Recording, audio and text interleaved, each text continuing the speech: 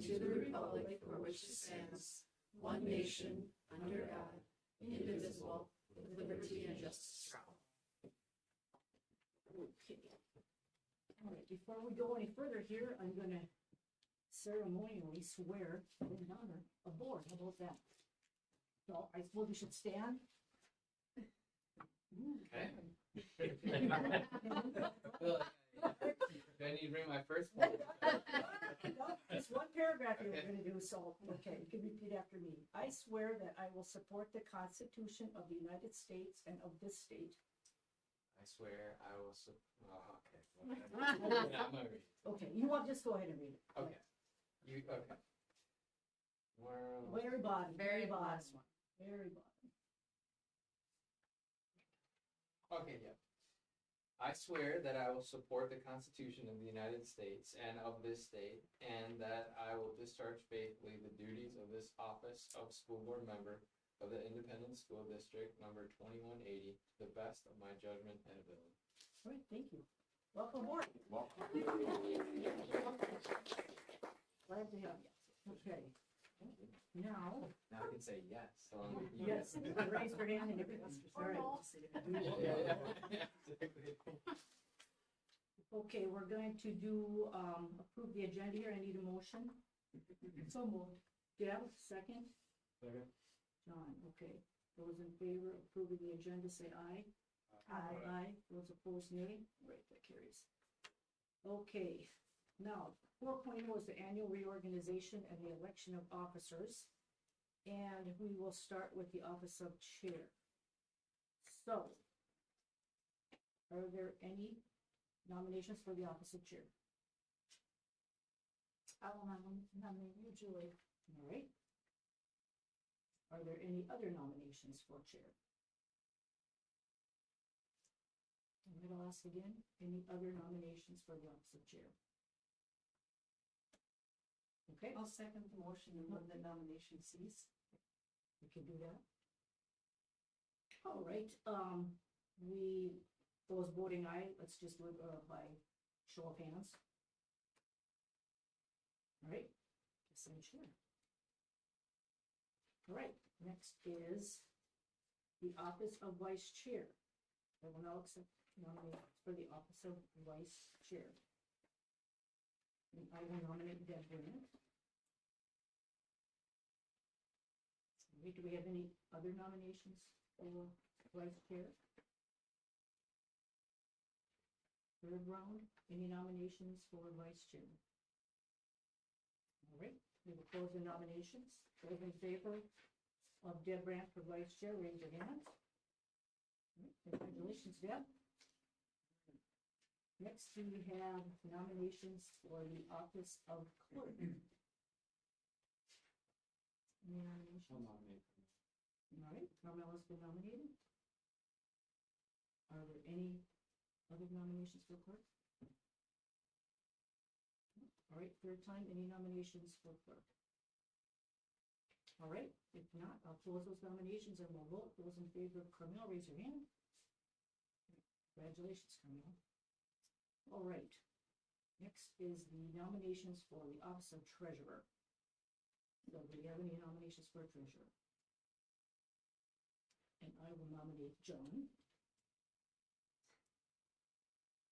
All right, any other nominations for treasurer?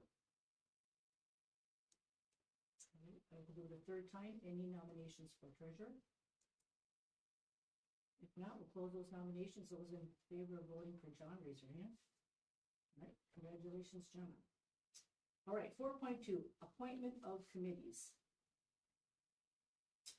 And let's see, we need a motion for these committee appointments, right?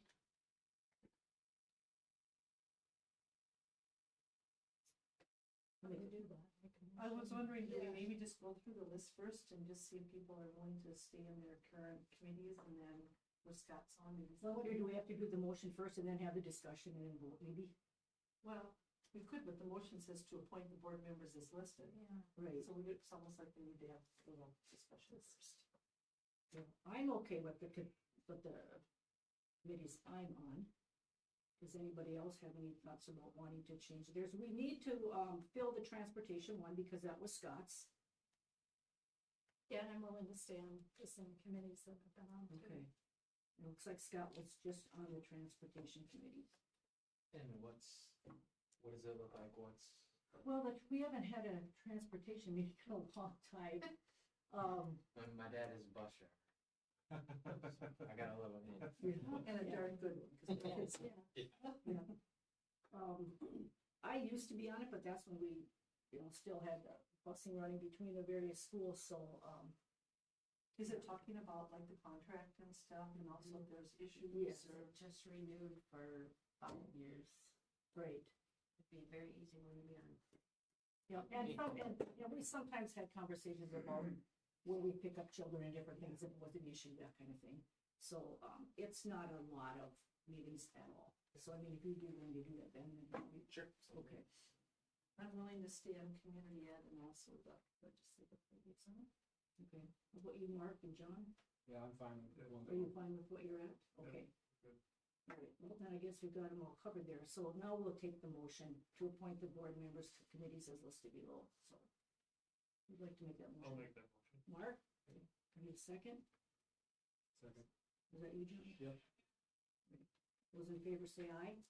Aye. Aye, those opposed? Right, that carries. Okay, 4.3 is the board compensation rates. We'll take a look at those. Regular board meetings were 100, committee meetings 75. You can see that they're listed there on the sheet. Is that the federal rate down there? Is that correct? Yes. 70 cents?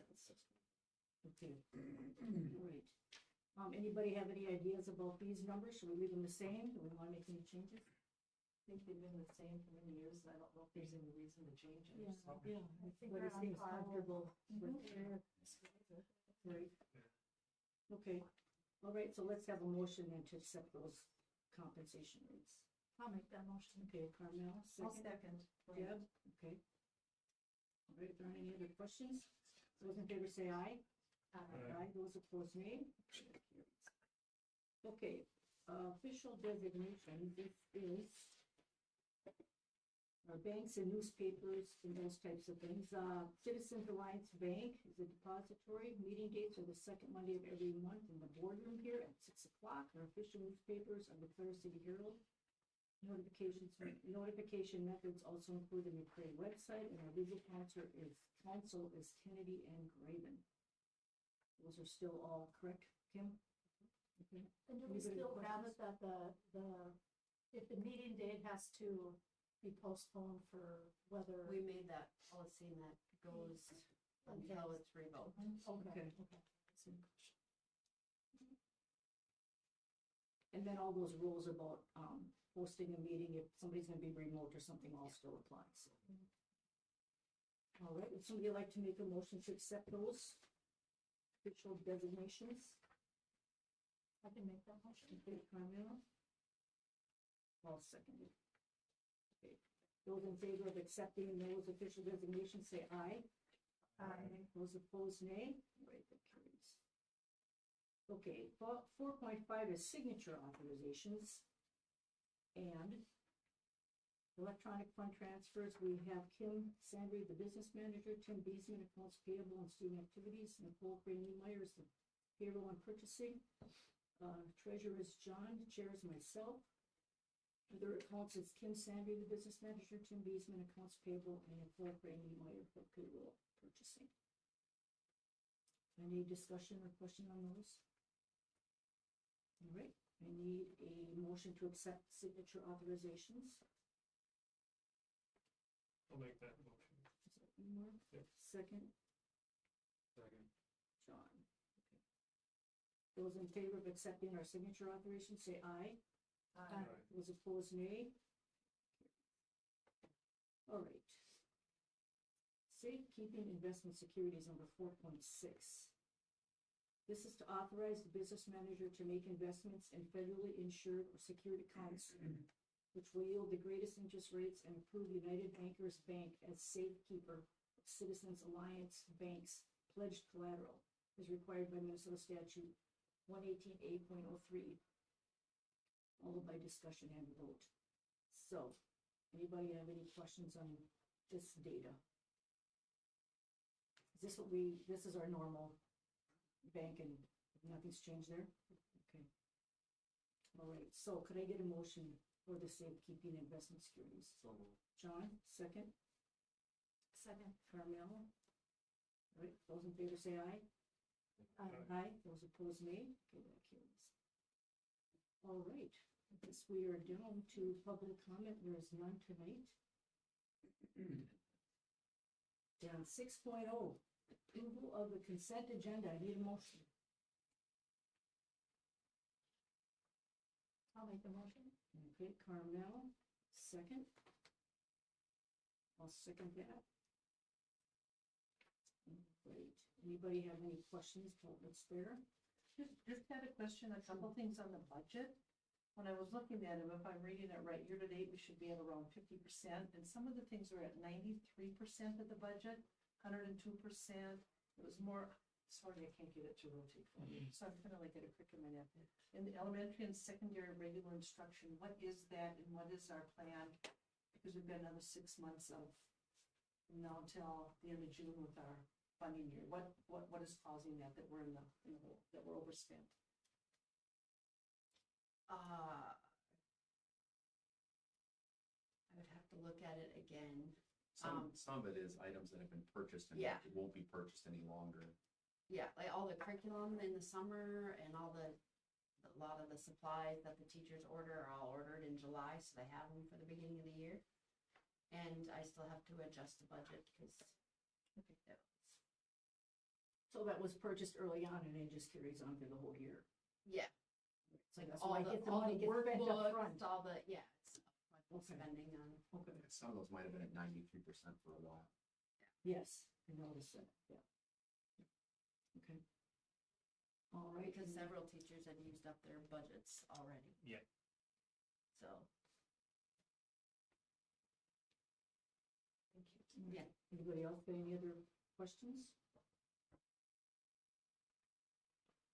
All right, if not, those in favor of approving the consent agenda, say aye. Aye. Those opposed, nay. That carries. Okay, communications reports. 7.1 is administration and Jim Trulo. He were first. Is he not here? He's Nope. gone. Oh, okay. Well, I guess we just had his Supervising the written game. report. He went to the game. All right. It's written report to look at. Yep. Activities. That's what it is. Okay. Yeah, he's commented on the business and professional BPA. We'll have 26 students competing in that. Coming up on Friday. When I Play performance is on January 22nd. We're going to be competing in Lakeville, it looks like. And we've got some sports meets coming up, Knowledge Bowl, and Math League. Okay.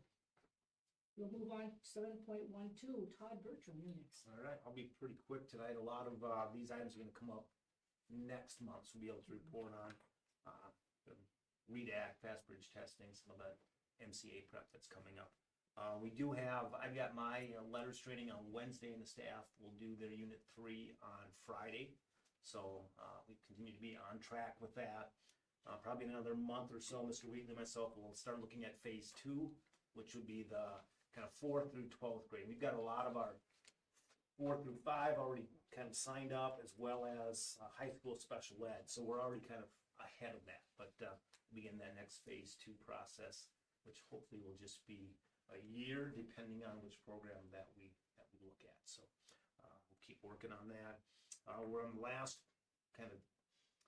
week of the 2-week testing cycle for January Fast Bridge. So by next board meeting, we'll be able to kind of hopefully share some positive data on where we're at. So our quarter wraps up. We'll do some celebrations for this quarter, as well as some of the Fast Bridge results that'll be coming up. And then we did preschool screening today. So there was a conflict with the Bethany Church, so we did it here at school, and things went really smooth. So maybe something that we look to change. So using high school office in the classrooms and that pre-K wing. So the second, they did one in the fall. That one has a little bit of a bigger turnout. This one A little bit of the youngers, but about 30 kids came through today. So I think we're somewhere in that 58 total, depending on where some of those kids go, and then who moves in, who moves out. So it's a pretty good number to start with for preschool. Yeah, Okay, anything else? that's all I have. Do you have any questions for me? All right. Thank you, Todd. All right, Judd Wheatley, you're next. Awesome, thank you. Light report for you. This is, we're at the calm before the storm.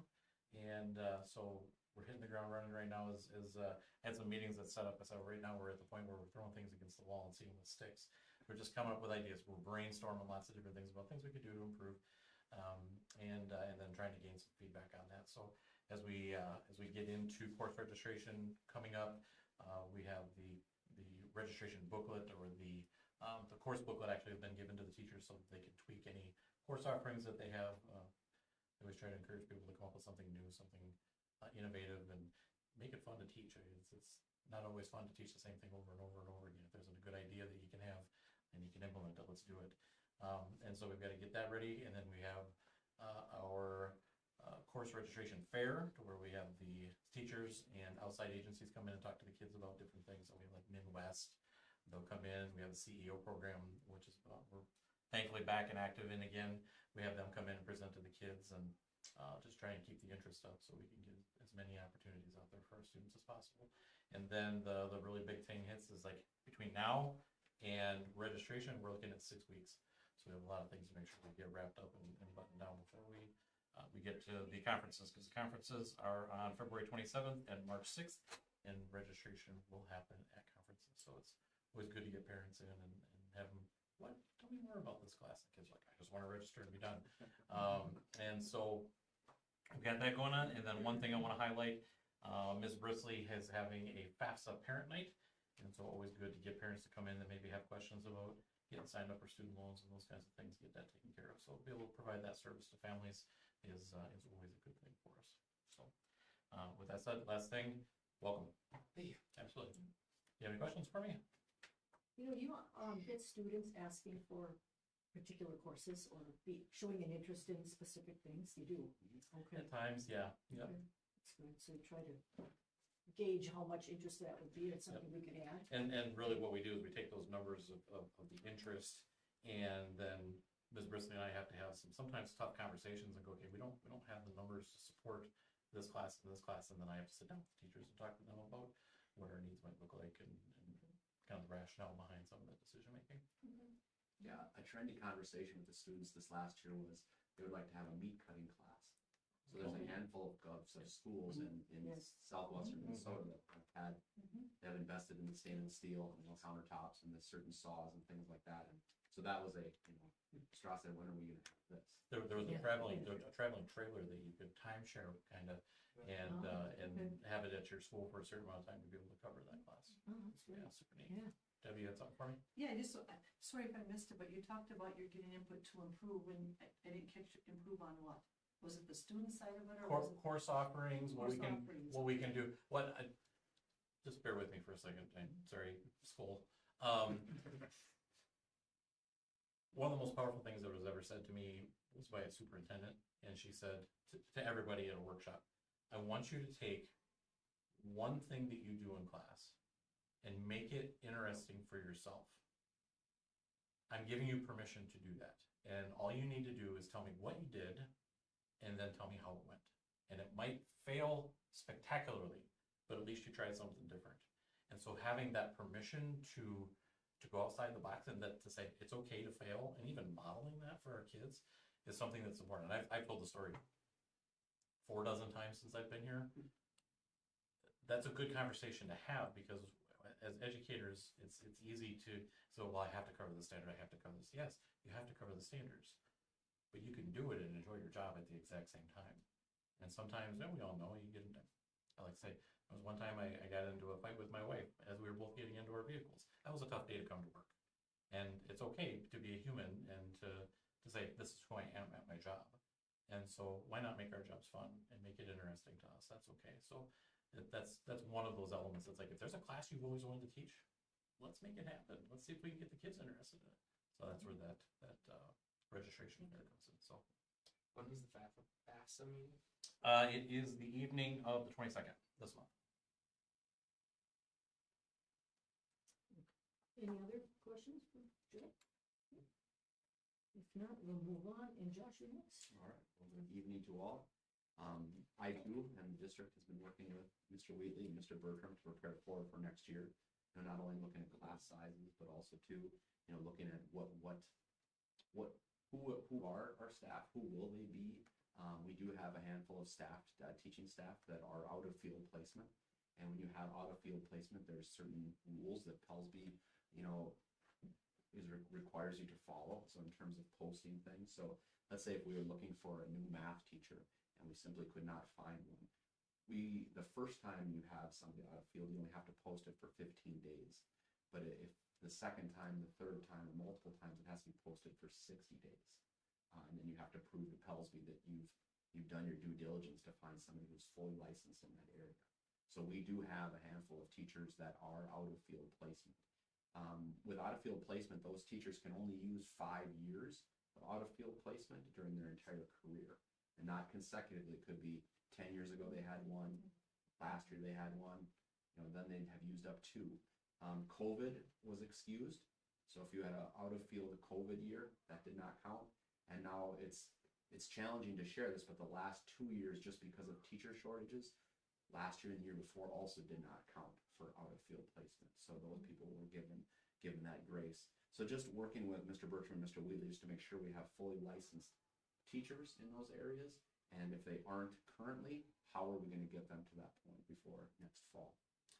It is the negotiation season, you know, so working with Kim to get budget information and, you know, what pool of funds are there or available for the negotiations. Even though the negotiation season has begun, the teachers union, which is the largest group of staff that we have, has to actually request the negotiations to start. And so they will come to me, their union reps will come to me with a letter asking for that process to start. That letter has not been given to me. Actually, it'll go to Julie as well, as the chair. That has not begun yet, but I would imagine it will very, very soon. Superintendent search is underway. Last week on Friday, we met with Amy Jordan from the Minnesota School Board Association to put together a timeline. That timeline and the vacancy brochure, that will become live tomorrow. And so therefore, working with Jesse today and then to get that out on our website and then also into the social media hands too, so that can be shared. It also was shared with staff today too, so they know what the timeline is and what that vacancy brochure looks like, and then the link that MSBA provided us for any feedback that they may have. This mascot that's back here in the corner, we've been the Wolverines since the early 1990s, and he or she has not had a name. And so therefore, we started the conversation over holiday break with just a couple of staff members. It's like, we should turn this into a student thing, you know, and allow it to, you know, them to pick it. So they're starting the process this week to generate some names that either are creative or humorous or match the area, you know, in terms of, you know, what things about our people or the economy or whatever it might be, you know, that makes McRae a unique place. And then we'll take that number and we'll break that down into the top vote getters, if you will. And then the kids will select the name of the Wolverine. And snow days are at the end of this month, and that's when the name will be revealed. So the Wolverine will have a name. Mr. Wheatley has already put in a name. Yeah, he has an idea. So would you like to share that, your idea? Is it the one with the claw? Oh, Oh, go ahead. no. Okay, all right. Go ahead. All right. No, you share it. I won't screw it up. He wants to call it McRage. Oh. So Every that mascot has to be taught. so that comes through the you'll get a stipend or something. I don't know what you'll If get. you win, yeah. Party handshake You and. know, start passing candy out to the kids. Hey, what's your age? During the month of December, the music department was very successful. From Miss Meyer down in the elementary school to Miss Mankenberg and Mr. Gronseth here at the high school put together very good holiday concerts. The elementary holiday concert was once again very well attended during the day, during the matinee. And so it's just excited to see those kids show off the different things that they have been learning this fall. So very successful with the winter concerts. There was a graduate panel, and I'm not sure the history of the graduate panel, but Mr. Wheatley, Miss Mock, Miss Brisley, and Miss Plaguey, for how long has it been, do you think, Mr. Wheatley? Sorry to put you on the spot. No, it's definitely preceded me. Okay. So, and I believe I remember hearing about it every year at the elementary level. So each fall, just before holiday break, when some students are back either from college or from the military or whatever they've chosen to be in, they put together a panel of these students that are 1 year removed from McCray, and we fill the auditorium with seniors, and they get to kind of share, hey, what does my fall look like? And then and it's great to see just the maturity and the responsibility of these kids that they've only been graduated for 6 months, but what they share, it's like the wisdom of just a sage, like it's been, out in the world for decades and decades and stuff like that. But it's just a wonderful opportunity, again, to showcase kids and allow kids to give instruction to other kids. And it's just great to see. On December the 19th, we did not have very good weather, and so it had to be postponed, and so it was done when we just got back in early January, but very successful. Our very first e-learning day was on December the 19th, and that's a decision that it takes careful consideration, because I believe everybody in this room and anybody that's watching online knows that the best education that we can provide our kids is when they're in school with their teacher. But when you do have roads that are difficult to pass, it is my responsibility to make sure those kids and the staff are safe. And so I thank you to the school board for giving McCray Schools and myself that opportunity to use those e-learning days at our convenience. So I appreciate that. It's the days leading up to bad weather. I'm already thinking about it and already checking in with the National Weather Service and things like that. Probably 24 to 48 hours out, I'm already having conversations with other superintendents, around the area and following that. So I do not take that decision lightly to have an e-learning day. So thank you for that opportunity. Any questions you guys might have? What's our breakdown of snow days, e-learning Yeah. days? So there was a time, let's say even turn back the clock 5 years ago, in which there was really no such thing as e-learning days, and there were snow days. And some districts chose to have snow days that were simply forgiven, and so they would put a couple extra days in their calendar so that they had that flexibility. And then during the COVID era, when e-learning became more of an opportunity, or more kids had individual computers that they maybe didn't have 10 years ago, a lot of districts took snow days and just removed them. So we're just coming back in June. There's nothing magical about coming back in June other than you're making up time.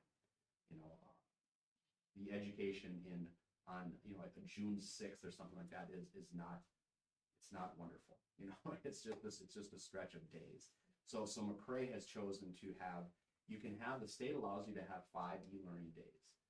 The McCray school board has decided that we'll use 3, and then we'll make other days up. And then when those 3 are made up, then we can go back and use the other 2 e-learning days. But we're not going to have 5 e-learning days just because the state says you can have them.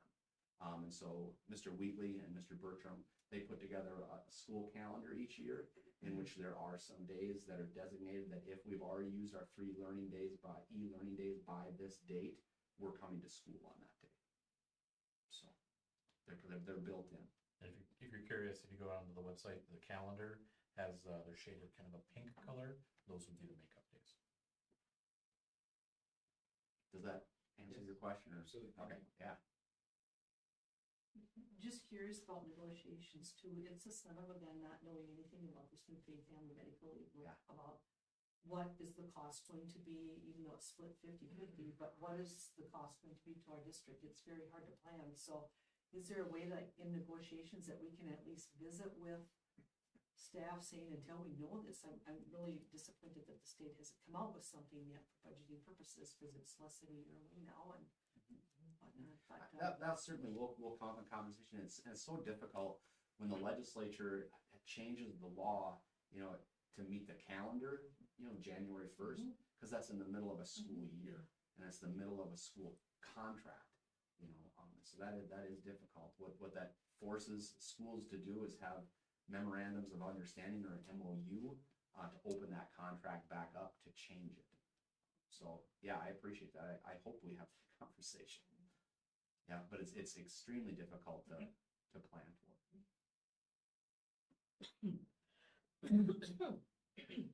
What else? Anything else? No? No? Thank you. We are on to 7.2 committees. And we don't have any committee reports, but I just wanted to say that with the superintendent search going out tomorrow, and MSB will start posting it, board-wise, we don't have anything happening till after our February meeting, but just wanted to let people know that on January 21st, MSB is going to be hosting that informational question and answer session on Zoom, which will be recorded for viewing throughout the search time, but it's going to be at 4 p.m. on January 21st, 2025. And on the school website will be posted that information and how you can, and hopefully in the paper, how people can access that if they want to and see that information. So that Zoom link and the question and answer document will be live on our social media platform and our webpage tomorrow. And then also to, Jesse will also send that back out on the morning of the 21st so that people have a reminder of that. Yeah, we've connected with the paper, the thing we talked about, how not everybody is gonna go to the website, and Yep. everybody watches this meeting, so. Yeah, I'll reach out to We're- Scott at try to- Clare City Herald too, to make sure that similar the timeline and those links are there. I think it's important to add too, that you can preload questions for that forum, so if you're not able to watch in live time, you can still have your question answered and watch the recording. And watch it later, yeah. Excited about that. Anything else anybody wants to say about that? Or as far as ACO 7.3 board discussion, anybody have anything there? Okay, if not, we'll move on to 8.0 business items, and we need a resolution, approve a resolution directing the administration to make recommendations for reduction in programs and positions and the reasons thereof. Is this kind of a boilerplate that we do every year? So, if any questions or discussion about that at all? None, I need a motion. Approve that resolution. I can make that motion. Carmella, I'll second that. second by Deb. Okay, You need a reload? yeah, go ahead. I make the motion to approve the resolution directing administration to make recommendations for reduction in programs and positions and the reasons therefore. That's it, right? And we'll have to do a roll call vote probably. So I'll start with myself. I'm a yes. Carmel? Yes. John? Yes. Mark? Yeah, Ben? So that passed and is passed and adopted. and I think it's just good to also mention that this is an annual thing that we do, that it doesn't mean we're cutting things, it's Right, just that. just that you have to the have approval in administration, place. yes, Yes, authorization. yes, correct. That is right. Okay, the meetings and workshops are listed below there under 9.1. There's a lot of them coming up listed through April 14th. So having said that, I need a motion to adjourn. Did you get the date, Kim? It's the 24th. I went back and watched the video. So, is it a Friday then, or is it a Tuesday? Did I look the wrong year? Oh, it's a Monday. That's the Monday. problem. Yeah, 9.5 should be. Sorry. Yep.